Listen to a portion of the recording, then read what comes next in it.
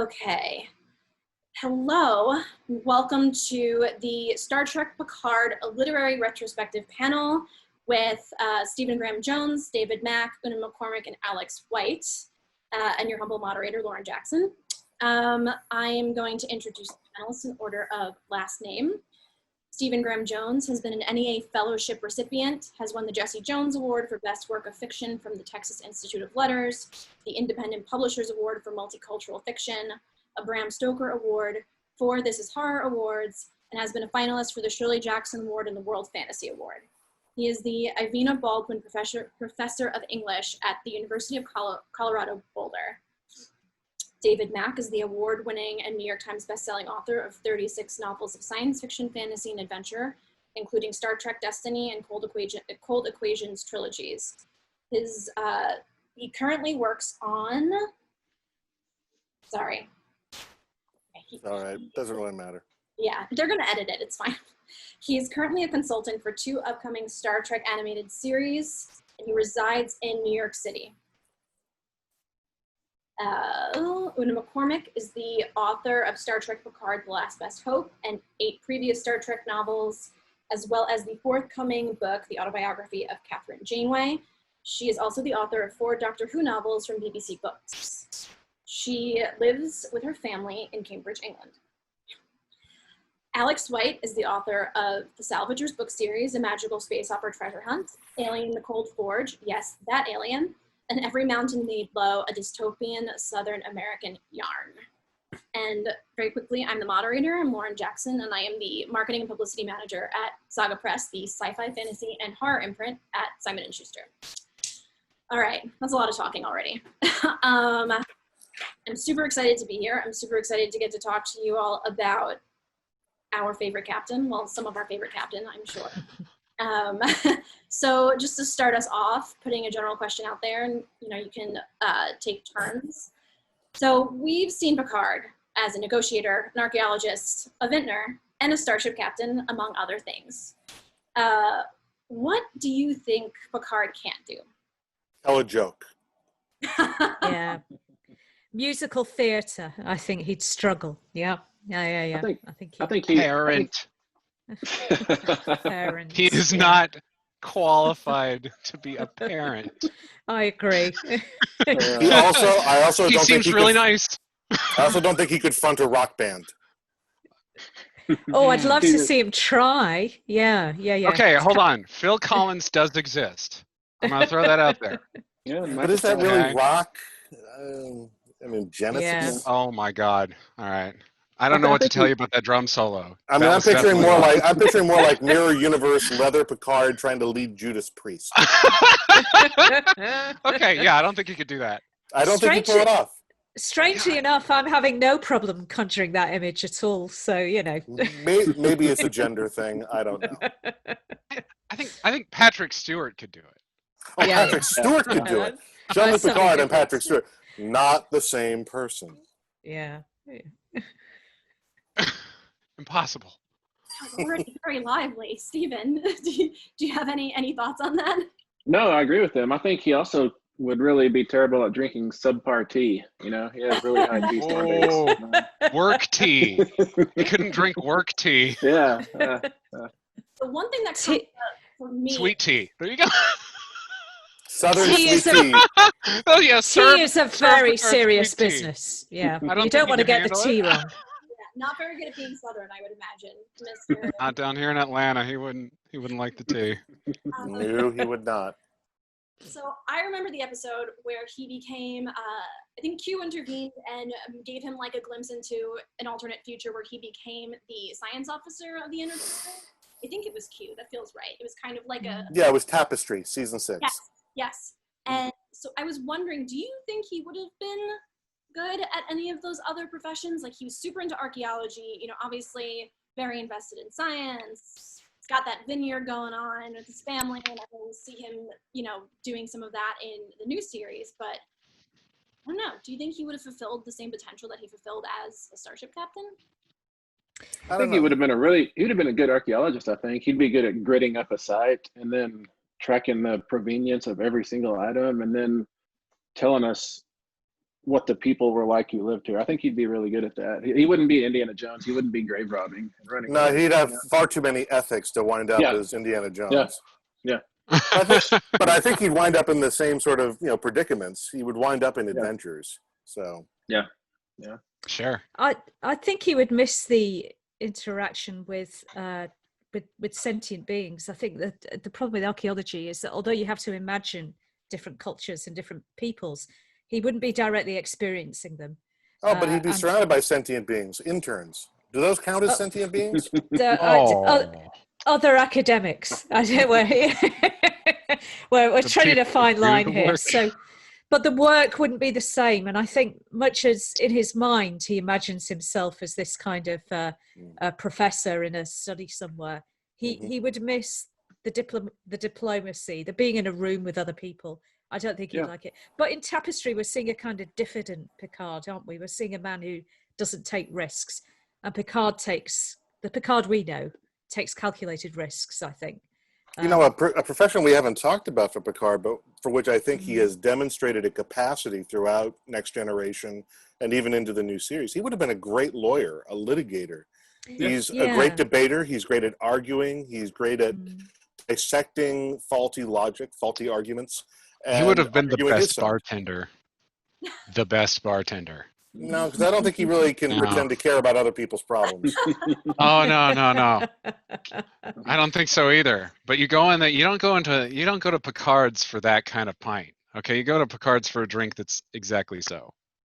It would be full of people like Samuel Beckett and Right, it'd be an expensive writer's bar. Yeah. So not frequented by actual writers, of course. Just or any of us. People want to be Yeah, somewhere we couldn't afford to go. A writer's bar. Would have those deep red leather seats, the banquettes. Yes. Yeah, really Picard's. deep You're seeing it now. With the high walls between them. It'd be like Rick's Cafe American. Or it'd be like a kind of one of the senior common rooms at Oxbridge College or something like that. Just very, people leaning forward and going, shh, periodically. Play it again, Worf. So what is his drink then? We've seen him drink Earl Grey. I can't conjure up an image of him like being very specific about an alcoholic beverage. It's the future. It's blue stuff. They drink blue stuff in the future. He would drink champagne. He's from France. Anything else is just sparkling garbage. What's his drink? The one he retired to, probably. I don't know. Really, really, really doesn't like wine. I get that. If you grow up and this is, he didn't want to be there for so long. He's like, I can't, no more, Cabernets for me. Like, I can't deal with this. So maybe he'd like proper whiskeys. It would all be, malt whiskeys and stuff, I think. Yeah. But look at how healthy he is too. He might just drink mineral water, juice. Yeah. Right. He doesn't. No, thank you. I don't partake. World's most boring Frenchman. World's most English Frenchman. One of the things I was really, really looking forward to in this panel was I was hearing you guys all try your English accents. So I'm wearing an Irish flat cap. I'm not going to go near an English accent. Good. I'm just not going to continue to embarrass myself. Any accent I try for, I wind up 2 countries to the left. It's always wrong. I try for a Scottish accent a lot, but because that's just the funniest to screw up. It's like if you screw up an English accent, but if you screw up a Scottish accent, it's really funny. I could try it for my next question. There's no way. Remind me to come to open mic night. I want to hear that. My favorite bookish Picard moment is in time travel. Fine. Well, Una, you would know best because you're the closest to Scotland, but that was maybe that was 2 or 3 countries to the left, I think. I think that's the ocean. That is the ocean. It's called Rockall, I think. That's all I can. Northern Ireland by way of the Northern Atlantic. It's a Sealander accent. That's fine. No one do New York, all right? Hey, look, I can't. I thought it was adorable less. Right. Okay, enough of that. So kind of back to the topic of the panel, which is, the most bookish captain, a literary retrospective, as we called it. My favorite bookish moment, Picard moment, is in Time's Arrow, and it's kind of like bookish and also performative and Shakespearean, but they travel back in time, and Picard gets everybody to do a performance of a Midsummer Night's Dream. And I just think it's so hilarious, and it feels so Picard to me. And I wondered if you all had favorite Picard moments, bookish Picard moments, because I could think of a couple, but. Well, I mean, obviously you got to go for Captain's Holiday. He goes all the way to Risa, which is the equivalent of going to hedonism. And there he is, surrounded by beautiful women who come up to him because he's been fooled into buying a Horgon for Riker. So beautiful women are coming up and offering him Jamaharon, and all he wants to do is read his book.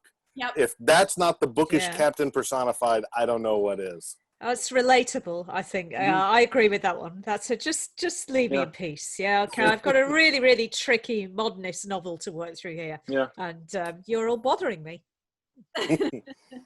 Although I also like the participatory reading he does when he goes to the holodeck and becomes Dixon Hill. Dixon Hill, yeah, Dixon Hill. I like those. That's a neat kind of reading, that participatory. That he's secretly reading trash as well. You know. Yeah. I quite like that as well. Yeah, it felt. So who says it's trash? It could be classic noir fiction. We don't know. That was paid by the word. It's probably Dickens was paid by the word. I'm not saying there aren't conferences about it, but Don't let anybody. Proudly trash. Don't let anybody at the History Writers of America hear you. It's fine. It's all under wraps. It's totally fine. But I write space books. Okay, like it's. Yeah, I'm not judging. Yeah. Welcome to the club. What I'm saying is, you're not better than us noir people. This brings up a memory of. And thus the rumble began. No, they belong together with us at the bar. They do know their murder weapons, I suppose. But always helpful, and they know the best places to get rid of bodies. Oh. Yeah. And but we have spaceships, and that makes us better. So. And AI, you can always blame it on an AI if you watch enough movies, which is No, they're gonna blame it on the AI. They're the ones doing the closed door mysteries. fair. Very fair. But that brings up we have an AI. We have an entire farm full of pigs. You won't be missed. Poor Data too. Oh my god. But it's funny because I was thinking about Dixon Hill too, and it did seem out of character from like when I was trying to go through very quickly within about 20 hours all of the references and all of the books that Picard reads in the series, and I know one of them was Ulysses by James Joyce, which feels very fitting to me. But then I remembered he did the holo novels, and the Dixon Hill holo novels, and it made me wonder, like, did that fit? I don't know. It didn't really gel with me. So do you feel like it fit him? Do you think that means that he would be a science fiction fan? What would science fiction even look like in Star Trek series? I think you can consider yourself like. I always think like, oh yeah, I'm a writing type, so I love to write. I love to read these like super cerebral books or whatever. But like, not exactly. I mean, like some of my big formative books were William Shatner's Tech War. I think I read all 6 of them when I was in middle school. Like that's how and they're not good. I don't like go back and look at that and go like, yeah, I definitely want to read them again. But at the same time, if somebody was like, you could jump on the holodeck and play through Tech War.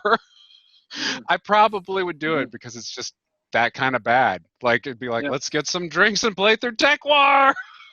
But I think I think the connecting thread, though, if you look at the kind of stuff Picard as a character likes to read or experience in the holodeck, there's a lot of nostalgia. He's nostalgic for a past era of human history, either for the Shakespearean age, or he's nostalgic for the noir age of like the 30s and 40s detective fiction. He's always hearkening back to something. I don't think he would be a fan of whatever the 24th century equivalent of science fiction is, or even our fiction or fantasy. I think he would find them too whimsical, too speculative, too inconsequential. I think he is nostalgic and he just likes to live in the past because I think he has that historical interest. I think it dovetails with his interest in archaeology. He's interested in the past, he's interested in history, but he's also deeply interested in people. And I think that that's what informs a lot of his literary choices. He'll be reading Tolstoy and Hilary Mantel and historical novels, but they'll be propped up. There'll be a big pile of like Russian novels, and then he'll have like a load of Georgette Hayes or something like Jean Pleiades or something. So he'll have these kind of really middle of the road romances, not middle of the road, middlebrow romances kind of things as well. And that's where Dixon is. I think you're onto something there, Dave. That's really good. Well, of course, What he'd if be he's reading just a Danielle 20th Steele, you know, the century- giants. Yeah. What if he's just like a 20th century fetishist? Like that's just really what he's into. Like some people are into the jazz age. Like Picard's just like, I just really love the 1900s. Yeah. An interesting question, and I'm going to ask, I think I have a bigger question about this in terms of the franchise authors that are here, David and Una, but do you think that he would like, and I guess this is with Stephen, do you think he would like horror? I don't think he would like horror. I think he would like in a horror novel, there's always light at the end of the dark tunnel. I think he would like that light, but I don't think he would like putting people in a meat grinder and watching them die for entertainment, you know? Yeah, I don't think he's never really shown an interest in works of fantasy. I think, again, with the exception of maybe, as you said, A Midsummer Night's Dream, which is Shakespeare's kind of fantastical vision of Fae and stuff. And he'd probably like, you know, Prospero and The Tempest. But again, that's because it's Shakespeare. It's classic literature. I think that he would probably find works of, say, horror or what we consider to be, you know, modern horror cinema, modern horror literature. Again, I think he would find them frivolous. Yeah. What do you guys, Stephen in particular, what do you think he might think of the kind of cosmic horror stuff that Lovecraft would come out of something like Lovecraft? So something that's touching more on Yeah. the numinous, because these are experiences that he has. So his day-to-day job is kind of, you know, will often be touching on this kind of thing. Something like Lovecraft, or something that's come out of Lovecraft that's more cosmically horrifying. What do you think? I think he'd be most horrified by the racism in Lovecraft. Well, yes, obviously. Yeah. But I think he would, as far as the you know, Cthulhu, the cosmic badness and all that, I think he would rather prioritize or foreground the awe and the wonder and the possibility. Yeah. You know? Yeah, I was just thinking that too. So something more like Stapleton or that kind of, yeah. Mm-hmm. Super interesting. Yeah, and it makes me think of, because now, of course, I'm a big horror fan, and I'm also a big Star Trek fan. Like Jordan Peele, like the Us and Get Out. It feels like that because it's psychological horror, and it's also a very close examination of, I guess, if you were watching that movie in the future, it would almost be like a historical sort of study in what, you know, our culture is like now, and this sort of like idea of racism and, you know, stereotyping, and it's kind of like it just extrapolating on that idea in sort of a more, I guess, imaginative way. But it is at its root, you know, it's social commentary. Well, I'd like to see what a character from Star Trek, which is essentially a socialist utopia, has to say about a character, or has to say about the Alien franchise, which is a capitalist critique. You know, like, I'm sorry if anybody missed the subtext on movie one. It's, you know, that's the actual horrors that someday, even if you survive, you go back to work. I mean, they made it explicit in the second movie when they said, you don't see them screwing each other over for a percentage. Yeah. Mm-hmm. It reminds me very much, I don't know if anybody has read Martha Wells' Murderbot series, but I've heard of it. I haven't read it. Oh, you should read it. It's I've heard great things. Yeah.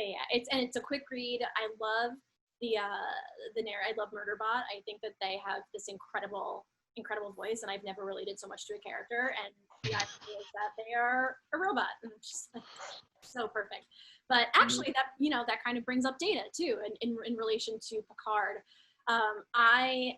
Data is my favorite character probably in the entire Star Trek franchise, and I deeply, deeply love the relationship between Picard and Data, especially now with the new series. I think that they have just built an absolutely soul-crushingly beautiful sort of relationship with the two of them. And part of what Picard does with Data is he tells him that Shakespeare is the best representation of the human condition. And I wonder if that, would you teach an AI who wants to learn about humanity? Would you teach them Shakespeare or give them Shakespeare, or would you give them another work of fiction or non-fiction? Yeah, I'd give them Middlemarch. I'd give them George Eliot or Jane Austen. I think you've got everything in Eliot and Austen, personally. Yeah, I think Shakespeare, I mean, it's as good as anyone we've got, because over 39 plays, it was comedy, history, tragedy, and you had terrible characters like Iago, and you had like wonderful characters too, doing like, so you see the whole range of human experience and expression. And I think it'd be important for someone learning how to be human to engage every different way a person can be. And across 39 plays, Shakespeare takes us through all the different ways we can be, or a lot of different ways anyways. My concern is that it takes us through all the different ways we can be European. Yeah. I mean, Yeah. you know, like if we want to teach an android about the human condition, maybe a whole lot of humans would be a better choice. Actually, You know, I look at Shakespeare and it's like, how do royals screw each other over this week is most like 3/4 of the plays. Like, okay, but how do the serfs live? Well, that's not actually in there. And how do the serfs somewhere else live? Well, we left that out too, but here's the human condition entirely represented. Well, I say give Data the works of Monty Python, but you know, I think the best step. I think the best step toward teaching Data about what it means to be human was a step that he took himself when he got a cat. Ah, yes. Yeah. If nothing puts you in your place, a cat will. Yeah. Or you know, Picard could just give Data access to the Reddit archives from the 20th century. That would teach him all he needs to know. You know? Yeah, all it would teach him is don't read the comments. But he likes Data. Right. And next time he gives him an order, Data Well, he says he likes Data, but he let him die. Comes back in an hour later, it's kind of like his eyes have fallen out, so there's a face is fallen And Data has found emotions. Why? Why? I don't get it. Every 4 years, the humans become unbearable. Yeah. And I mean, there's an episode of Doctor Who where the robots all go mad, and one of them goes around just, they've got the kind of Only servitor one? robots. Yeah, the only one. They're these kind of servitor robots, so they have these very beautiful sort of voices. How can I help you, sort of thing. And one of them is wandering around going, "Kill the humans." Kill the humans. This is how I imagine Data after, you know, on Reddit. Mars all over again. Yeah. How would you process memes? That's the other thing, is I would love to see sort of, you know, as he's just speeding through all of the Reddit content for, 20 years, like what memes would stick in his head? What memes would he bring up? All the ones starring him. Yeah. The narcissist. Lower your shields and prepare to be boarded. that's my favorite Data meme. Cats. The cat memes, yeah. Memes, yeah. Oh God. Yeah, you know what? It's funny. I hate to keep harping on this question, but it did bring up an interesting point about Picard. And when I think, Alex, you said Picard might be a 20th century fetishist. And Oh my God. That was wild speculation. I'm probably way off base, so all you canonical experts, just go ahead and disprove that, please. But absolutely. Tom Paris was, right? Tom Paris. No, because here's the thing. And now we're veering into like total nerd territory as if we weren't before, but it made me think immediately of Cisco, because I think Cisco is actually a 20th century fetishist. Oh, straight up, for sure. Well, not entirely. I mean, he's into baseball, but that doesn't mean he's got a Jones for the whole 20th century. Well, let's just put it this way. The place that he lives and grew up is entirely replicated. Like, it did not change from now, or let's say 60 years ago, until he's, peeling potatoes in the kitchen, right? Like, he kind of grew up on a set of the 20th century and then went to space with his baseball and his 20th century stuff. I mean, I wouldn't say that he's like ignorant of it for sure. I would definitely put him as a scholar of the 20th century to be nice. Yeah. A hobbyist, probably. Well, and there's also I like Cisco a lot. Cisco was my captaincy. Okay. That's fair. I don't mind Cisco. But it was because it's also the fact that he's a very like intense historian. I mean, when they are thrown back in time and he has to take the place, in those riots, he has to take In the Bell riots, past tense. Bell riots. And he knew everything about it. Like he knew it like the back of his hand. He's one of these people who like does the these battle reenactments. That's what it felt like to me. Except obviously the stakes were extremely high. But yeah, and I don't know. I mean, I guess I wonder now who is the bigger history buff and in what way. There's Cisco, and then there's also oh my God, Paris. Paris. Yeah, Paris. Tom Paris. He's a big sci-fi fan. Yeah. Oh yeah. Cisco strikes me as one of those people who would he'd go and see Hamilton and then he would buy the Chernow biography, but Cisco would actually read it. Yeah. Yeah. Yeah. I speaking of just favorite captain moments of all time, the first time those two meet is like some of the best acting I've like ever seen in anything. Much less, so they're both intense, but they're both scholars. They're both diplomats. They're both, but they're in entirely different ways. For one, Cisco's good with kids, like. Yeah. But it's such an amazing scene, just a tour de force, right? Like they're anyway. Both very charismatic as well. I think the difference for me is probably that Picard strikes me as a writer. That would be the difference. You can imagine him sitting down regularly, keeping a diary, and with a view to writing something like Churchill's History of World War II or something like that. He kind of have like a grand ambition. And he does, doesn't he? Like in the series, doesn't he have like a bunch of like my best battles books? Yes, exactly that. Picard's greatest hits. Yes. Yeah. Yeah. My leadership tips. He can write with the fountain pen, and then he can play his inner light flute too in between. His Ressican flute, yeah. Yeah. He probably put out a CD, sells it on late night hollow edition.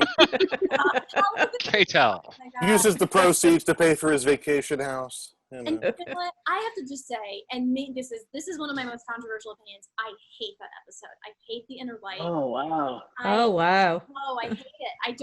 I mean, there's maybe one scene towards the end that I when he's talking to his daughter on the planet that I thought was moving, but man, I just don't see it. I don't like it. I don't know. I don't know why I don't like it either, but my favorite Picard episode, at least one of them is, or two of them I should say, the drumhead, which feels so Picard. It feels Picard.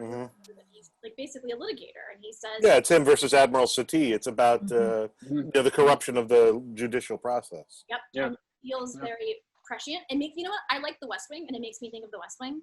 So that's probably why. And then also the episode Chain of Command Part 2, when he's interrogated by the Cardassians. Gone Madrid. Yeah. Yep. I like how we're like, forget part one though. That line to me, I actually just got chills when you said it, because it's that is like quintessential Picard moment stripped down to his very essence, and he screams like, and But the most chilling moment of the episode is at the end when he's talking with Troy and he confesses to her, there was a moment when I convinced myself that I could see five lights. Yeah, I don't know, but anyway. And we'll never know just how close he came to breaking. Yeah, and that's another piece of amazing acting from Sir Patrick is yes. Face. It was in his face in that moment. I mean, He dug deep for that one. You could feel it. Yeah. You know, I think my favorite episode might be Darmok. That's what it's called, Darmok and Tanagra. I just love seeing him and one dude on the planet. They've got to solve everything. That's Picard boiled down to what he does best. If I had a favorite Picard episode, I think it'd be Family. Yeah, Family. I love Family because Family shows that there's a broken man coming home to a broken past, and he's got to use a broken past and this rivalry with his brother to put his soul back together. It's really a deeply humanistic story, which is very true to the ideals of Star Trek, and it's a very revealing one for Picard. It's always stuck with me. And me too, and it shows that, I mean, number one, trauma has impact, but number two, like, we all need a hug sometimes, even when you're this world changer like Picard, Yeah. Anyone else have favorite episodes, favorite Picard moments? I think I would probably pick Darmok because it does that thing that you hope science fiction will always do, which is that it suggests that you can have an encounter with something very, very alien and very, very different, and still through good faith and attention reach some kind of understanding and rapprochement. I think that's a really, really powerful idea. And also it's the opposite of Lovecraft. They do it through social science, which I'm also very keen on. so I love Darmok. I think it's and also it could so easily be ridiculous. These two guys, one of them in kind of like a big hat, sort of sitting there talking nonsense, but the writing is so poetic and has a kind of truth to itself that works really well, I think. And then always Measure of a Man. I think everybody is great in that, but I guess we see something of the litigator there, don't we? The lawyer there. So those would be the ones. But I love Inner Lights. I love those messages from dead civilizations. Arthur C. Clarke's stories, the Star. Yeah, it's just beautiful that history can briefly, you can kind of breathe on the embers and bring it back to life. I think it's wonderful. Mm-hmm. Yeah, I think, and what's funny too is as far as Darmok goes, I mean, you're all writers, so you probably have a language nerd streak in you. I love language, and I love foreign languages, and I think that's one of maybe 2 episodes where the universal translators can't translate a language, and the other one would be DS9 when they encounter, I can't remember the name of the race, but their language was so foreign and then it was when they wanted to settle. It was the race that wanted to settle on Bajor. They wanted to get a settlement on Bajor because their country was sort of war torn and destroyed. Their world was war torn and destroyed. And when they encountered them, their language was so strange that the universal translator didn't work. And the Breen, they don't count. The Breen don't count because somebody we just don't. Breen writes justice for the Breen. I guess Voyager, the universal translator, never really cracks species 8472 or whatever that is. Species 8472. Yeah. That's true. Actually, yeah, I didn't even think about that. Yeah. One of the most frightening, I think, more frightening than the Boar. Well, because they could defeat the Boar. It was one of the most terrifying big bads I think ever on any show. And of So course if a creature that doesn't have mouth parts that make normal like vocal stuff, like maybe a creature that communicates with clicks or something like that, like an insect type creature, speaks to a character wearing a universal translator, does that character just like hear a made up English voice? Yeah. Yeah. Okay. All right. Just wondering, because I've never seen that on the show. No, I'd love to see this just lumbering thing come up and be like, "Hello." Well, then you're going to enjoy. Then you're going to enjoy Lower Decks because they get a couple of laughs out of that idea. Yes, good. I actually had to answer a question for the writers' room at one point along the lines of, so what determines what voice gets used for something that doesn't have anything resembling a human voice? And I had to sort of give them some feedback on that, and then they just took that ball and ran with it. Where can the rest of us get this feedback? I'm curious. but like the universal translator, if you want to say Vinny Vici Vidi or something, it's going to translate that. It's going to sound terrible, It's I did some it's especially bad if you're an Italian whose name is Vinny Vidi Vici. My cousin, stop it. That's my cousin. No, I actually did some research on this recently. And speaking of Reddit, if you all haven't gone on r/Daystrom Institute, it's a really nerdy Star Trek subreddit where they explain things like this. Because I was watching, I can't remember what episode I was watching, but a good example is Captain's Holiday. The word Jamaharon isn't translated. And or like Patach or Kapla, they're naturally not translated, and it has to do with sort of the intention of the person who's speaking, and also how ubiquitous the word is. So they have to sort of acknowledge that this is a foreign word and then say it anyway. So it's really interesting. I'm not doing the article any justice, but if you have a moment and you go on, I know Reddit is a little bit sticky, but what you could do is you could Google Universal Translator Reddit, and it will bring you directly to the subreddit, so you don't have to sort of navigate all the other I like the idea you can tweak the settings on it so that it kind of beeps out the rude bits. Yeah. Or Right, like- you know. Exactly. Yeah. So it was a really interesting. It was really, really interesting because I'm thinking to myself, this is what I do in my free time. I'm like, why does the Universal Translator translate? Oh, brand names would always be translated. No brand names in the future would survive that. They'd all be. Everybody would have a different brand name. Oh, I love that. Sluggo Cola. Sluggo Cola, yeah. Oh my god. Probably sounds better in the original Ferengi. Oh. And I love listening to the original Ferengi language when they crash land on Mars or on Earth in the in like the Little Green Men. Little Green Men. Yeah. I love That was the episode that aired, I believe, the week after the episode I co-wrote, Starship Down. Oh, fun! That's awesome. Which episode did you co-write? I co-wrote Starship Down in season 4, and It's Only a Paper Moon in season 7. Man, that's cool. That's super cool. I'm like, man, if I could just co-write an episode of Star Trek, I would be just so thrilled. It's funny, we haven't even answered any of the questions, which is totally fine. This has been an absolute joy. So I guess a big part of the conversation we've been having, clearly there is a lot of canon and a lot of material. I mean, we've just literally spoken about canon for, I think, probably 20 minutes. And my question to the Star Trek author specifically is, what are the challenges, and I have some idea, what are the challenges of writing in this canon, and what do you enjoy about it? I love everything about it. And in fact, it's a strange thing. There's a misconception, I think, among some people that the more canon there is, the harder it is to conceive of stories and write stories that fit with it and don't contradict it. In fact, it's the opposite. As canon becomes more defined and leaves more unanswered questions, canon creates springboards to new stories. And the more you know about the series, the more you learn the canon, the easier it is to write within it.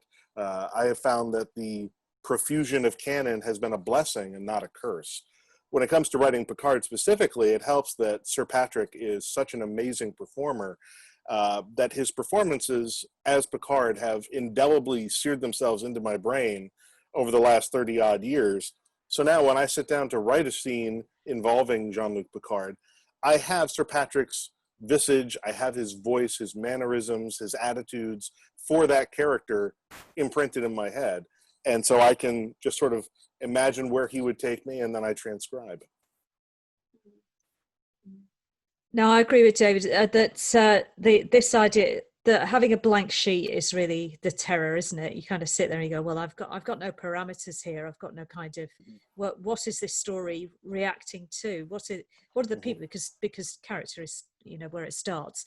What are these characters reacting to? What are they constrained by? What are they not fighting against, but how are they trying to become and be in the world?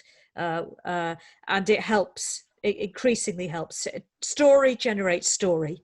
I want to answer that question. We didn't have time to do that. Makes me think of that. I'll have to come back to that. So I feel the same way, that I don't feel constrained by writing in a shared universe. Quite the contrary. If I'm stuck on a point of canon, I either go to my friendly friends who know a great deal about it, one of whom is here, or the lovely folks on something like Memory Alpha. I just can't remember that. I'm very old and I have a child, so I'll look something up. As for writing Picard, well, I got invited to do the first spin-off book, and that was yes, please, immediately. Partly, I think, because of what David said, that the chance to centre a book around that character by that actor. Just an absolute gift. And also I really liked what they were doing with the show. I really liked that it was melancholy, it was contemplative, it was testing utopia. It was saying, well, utopia's fine when things are plentiful. How does it work when it's under stress or under duress? What stays? What becomes at risk? And I think that's a very contemporary and timely question.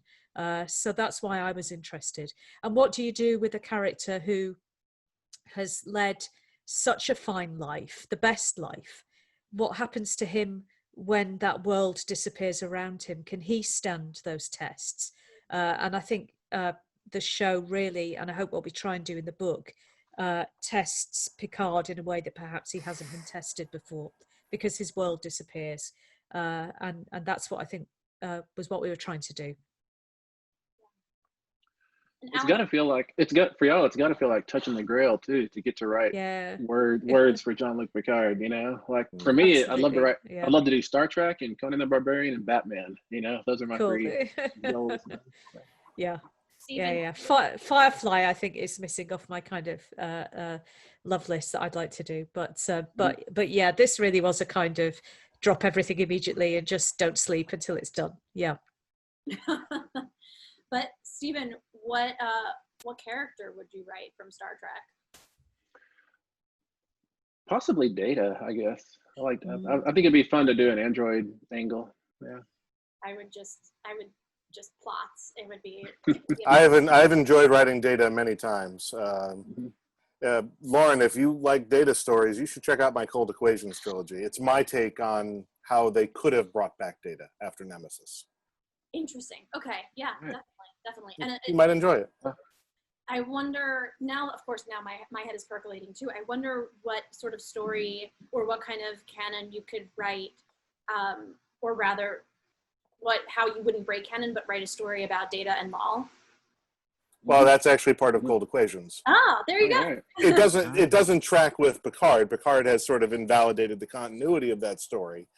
But the story remains the story. Just because it no longer tracks with the new continuity, that doesn't devalue those stories at all. Those stories will continue to exist and can be enjoyed. Perhaps think of them as one of the 285,000 known parallel universes established in the TNG episode Parallels, and assume it's one of those. And just say, in one universe, it could have happened like this. Isn't the rule for the books that they're all like canonical to the show but never canonical to each other? No, it's actually completely the reverse. The way the books have worked for the last 20 years is that we've had, at least with, for the most part, we've had an interlocking story continuity, even across series and centuries. We have to be consistent with canon as it exists at the time the books are written. We're not allowed to contradict canon. It used to be back in the 90s, the books were not allowed to reference each other, but that changed after Richard Arnold left the approvals process, and it further changed after Peter David created the New Frontier series, which proved that there was fan and reader interest for series beyond those taken directly from TV to the books. And so that led to the profusion of a lot of Star Trek original literary series, such as Challenger, Stargazer, which chronicled the early years of Jean-Luc Picard aboard the Stargazer. That's a fun read for anybody who loves Picard. Michael Jan Friedman wrote those books, and he's the second most prolific author of Star Trek novels in the history of the franchise, second only to Peter David. And then, there were other series. I created Star Trek Vanguard and Star Trek Seekers, two different series. There was Star Trek Titan, which follows the adventures of Riker on the Titan after Nemesis, and so on and so forth. So the books are linked, but the books have never been canon. They've never claimed to be canon. They are original, they are official, they are licensed, and they had to be consistent with canon. But Star Trek books have never claimed to be canon. They have never been canon. That's what I meant. They're never going to be be canon. The TV shows are canon, canon. The books are not canon. That is correct. So that's what I meant to say. Got it. We can do whatever we want. That's what.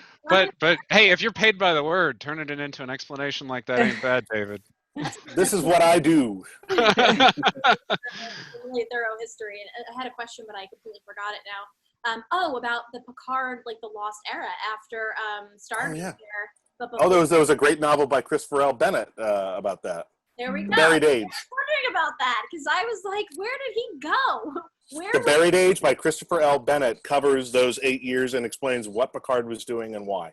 Fantastic novel. Okay, that's on my list too. Because I mean, obviously, I'm super happy to be working on these novels, but my God, there are so many. There are a lot. Yeah, there are a lot. There have been more than almost 900, I think, at this point. So. Wow. Oh my God. Put everything else aside. Even I'm not reading any more of your books. It's fine. I'm going to Star Trek now on. No, but Alex, not to no spoilers, but what character would you write? Oh, I would definitely write a Dax book.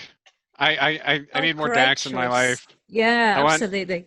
Yeah. I want some because I mean I love Dax because first of all you have such an interesting kind of relationship between the lives, and a character whose kind of identity kind of transcends any particular body that they're in, to but doesn't. And it's such a wonderful dichotomy. And so, I love that about Dax. I find Dax fascinating for those exact reasons. And of course, I always like I have this wild skill because, past life kind of stuff. Like it's such cool. And anyway, and I would like to see.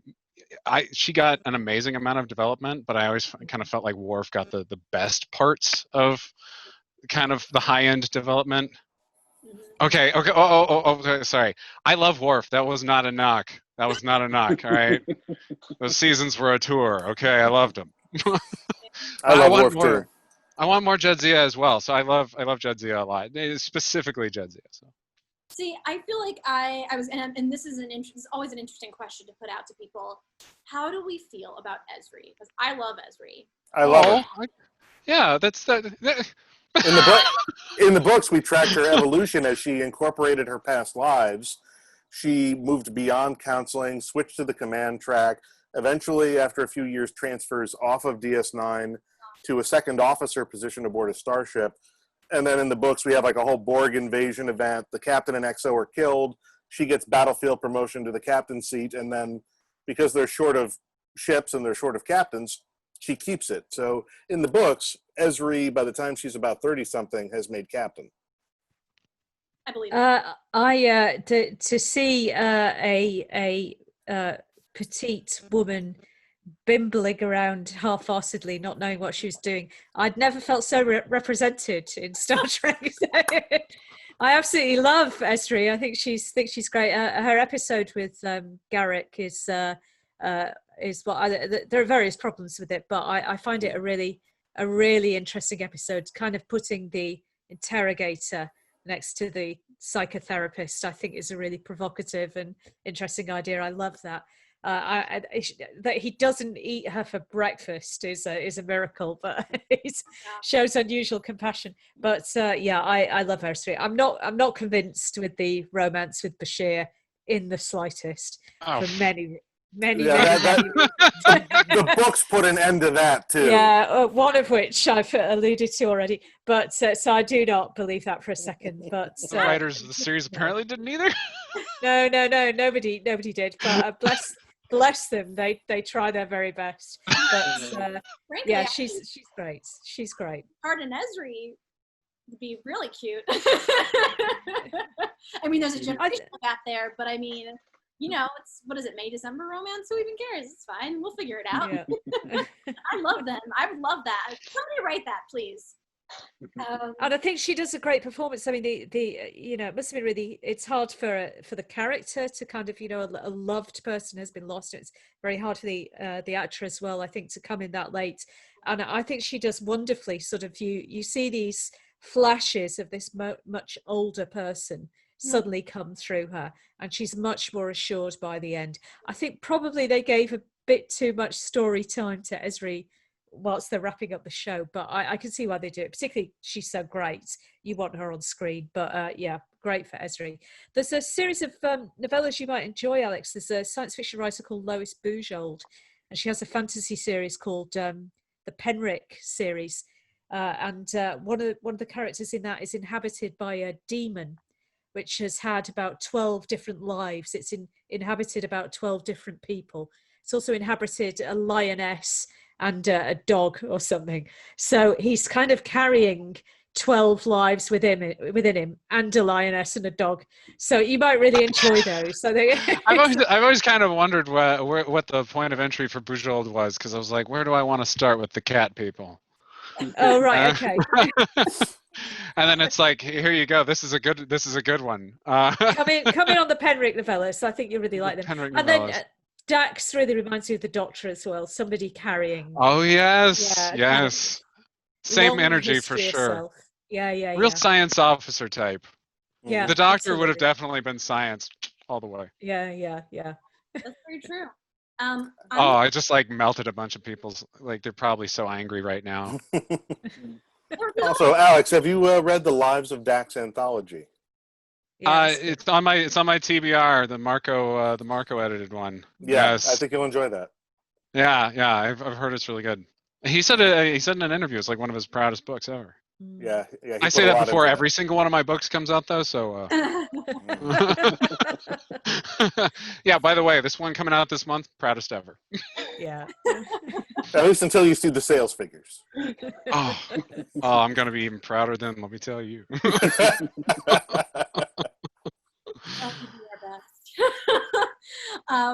Okay, well, we've been going on for a little bit, so I'm gonna ask one last question, and I think this will probably give people a lot to chew on. Do you think that there's an element of Picard's, I guess maybe intellect or intellectual philosophy or life philosophy that would be particularly valuable in the world today? Yes, moderation and temperance and patience, perhaps, but at the same time, not accepting compromise to things that are manifestly bad and wrong. That would be my answer.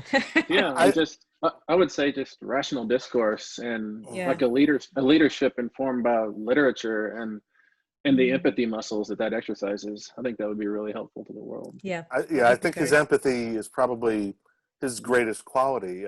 He has many times stood up to defend the persecuted, the misunderstood, the marginalized. And I think that's because he doesn't fear persons or ideas just because they are different from him or from his own.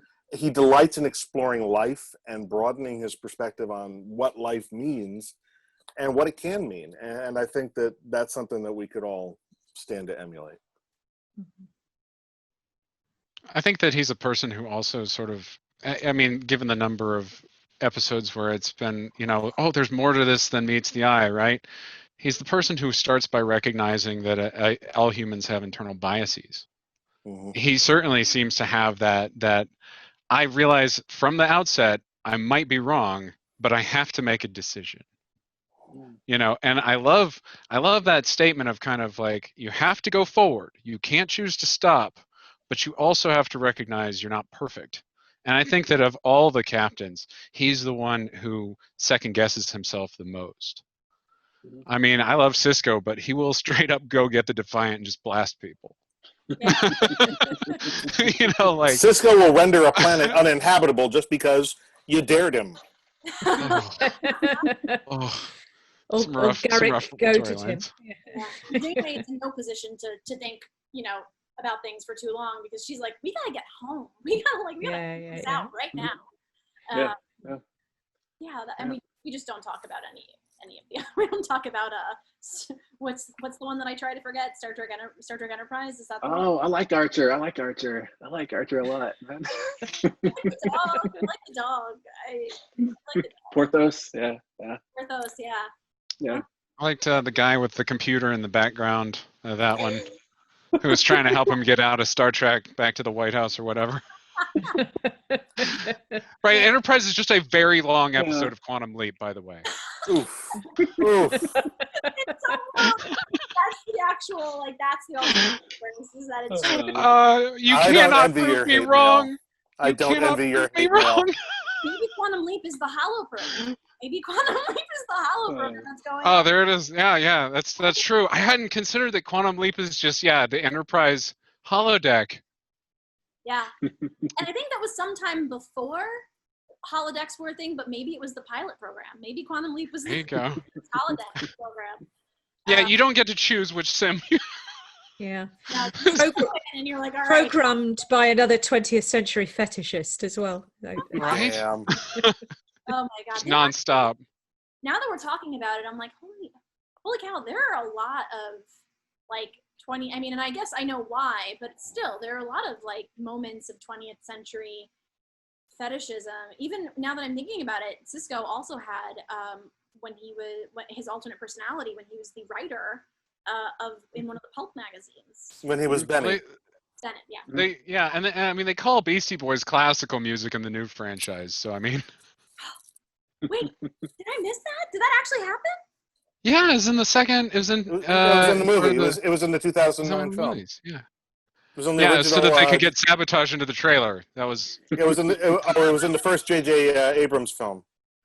They're listening to Beastie Boys when he crashes the car and throws it in the pit. Yeah. And then they had that. They did that so they could bring the Beastie Boys back in the third J.J. Abrams movie, and use it to send out a signal pulse that destroys something. Yeah. Rock and roll saves the day.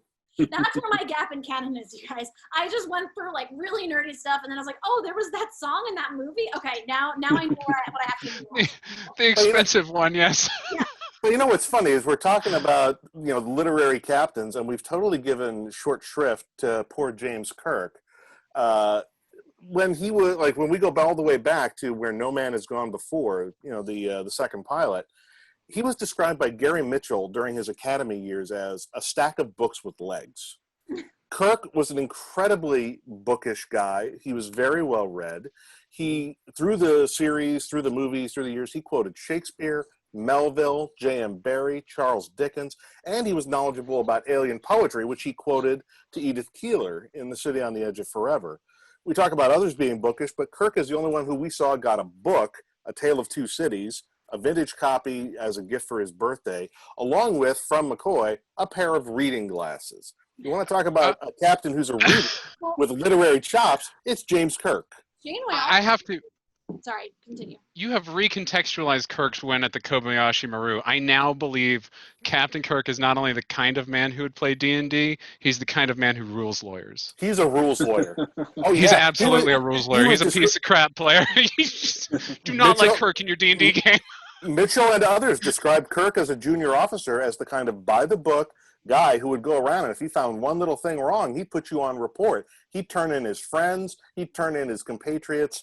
He was a by-the-book, by-the-numbers military officer throughout his career. The whole notion of Kirk as renegade didn't even enter public consciousness until Star Trek III, when he stole the Enterprise to do what he had to do for Spock. But the whole point of Star Trek III is that was him turning his back on an entire lifetime of service, duty, and honor to do the right thing for his friend. He was never a renegade before that. He was always the guy who followed orders even when it sucked for him. So, but he was I think a reader.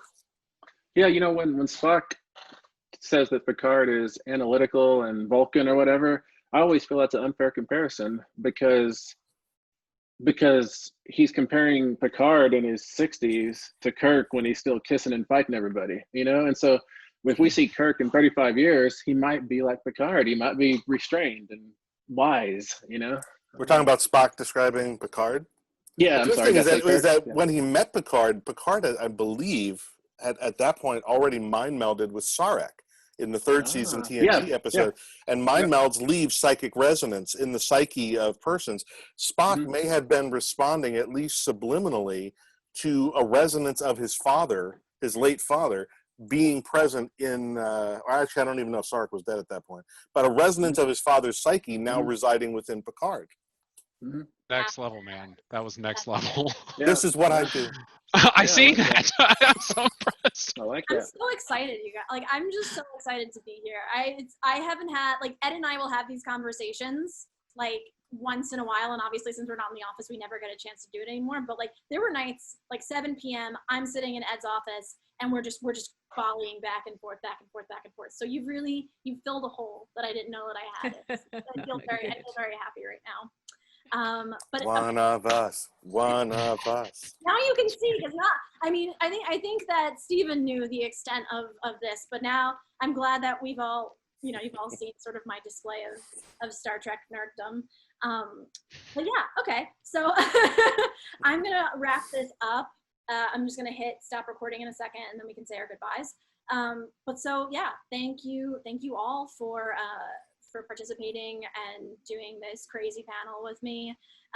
Do you all want to mention your upcoming or newest novels? Starting with, I'm trying to see what order we would go in. Starting with Stephen. Sure. I have The Only Good Indians out July 14th, which is possibly 2 or 3 days ago. Yeah, it's going to be after this. David. My most recently published Star Trek novel, as we're recording this, is Collateral Damage, which features Jean-Luc Picard. And coming up on August 11 is The Shadow Commission, the third and final novel in my Dark Arts series from Tor, and also a new Star Trek novel called More Beautiful Than Death, which is based on the new J.J. Abrams cinematic version of Star Trek. So look for both of those on August 11. Una? You should definitely take a look at the tie-in to Star Trek Picard called The Last Best Hope, which is a prequel novel set about 15 years before the action of the show, which I'm very pleased with, very proud of. And also look out for my autobiography of Catherine Janeway, which is coming out in October from Titan and is an absolute lark. Alex? Well, the third book in my Salvagers trilogy, A Big Ship at the Edge of the Universe and A Bad Deal for the Whole Galaxy, and then The Worst of All Possible Worlds comes out this month as well. And of course, Titan just announced that I've got another alien novel coming out called Into Charybdis next year. This one's called The Cold Forge. Not required reading, but you might like it. All right. Well, this has been amazing. I am going to hit stop. And thanks for everyone who's watching. Thank you.